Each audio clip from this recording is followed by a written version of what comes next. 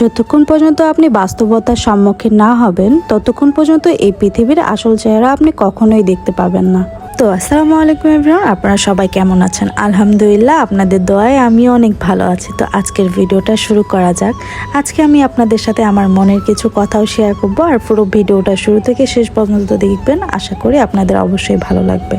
আমি শুরুতে যে কথাগুলো বলেছি এগুলো আসলে বাস্তবতার কথা। যেমন হচ্ছে, আপনি বিপদে পড়লে কখনোই আপনাকে কেউ পাশে থাকবে না, আর যখন আপনি সুখে দিন কাটাবেন আপনার খোঁজ নেওয়ার মতো মানুষের অভাব থাকবে না। এই পৃথিবীটা সত্যিই বড় নিষ্ঠুর, বড়ই স্বার্থপর, কারণ স্বার্থ ছাড়া তো মানুষ কেউ কাউকে চেনে না। একবার বিপদে পড়লে ধীরে ধীরে সবারই আসল চেহারা বোঝা যায়, তা না হয়তো কখনোই আপনি মানুষ চিনবেন না। আমার মনে হয় প্রতিটি মানুষের একবার হলেও বিপদে পড়া দরকার, কারণ আপনি বিপদে যখন না পড়বেন কখনোই আপনি আপনার আপন মানুষকে আর দূরের মানুষকে কখনোই চিনতে পারবেন না। তো যাই হোক, আপনাদের সাথে আমি সব কথাই শেয়ার করি, কারণ আপনারা আমার একটা ছোট্ট ফ্যামিলির মতন। আমি আপনাদের সাথে কথা বলতে অনেক বেশি ভালোবাসি, আর আপনাদের সাথে কথা শেয়ার করতে আমার অনেক বেশি ভালো লাগে।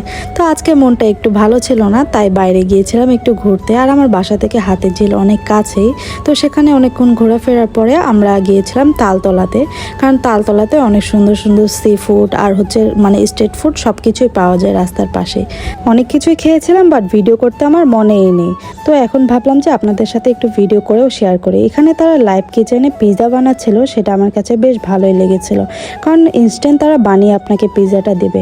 তো ওদের খাবারগুলো বেশ ভালো। আর আপনাদের আজকের ভিডিওটা কেমন লেগেছে অবশ্যই কিন্তু কমেন্টে জানাতে ভুলবেন না। আর এভাবেই আমার পাশে থাকবেন। আল্লাহ হাফেজ সবাইকে।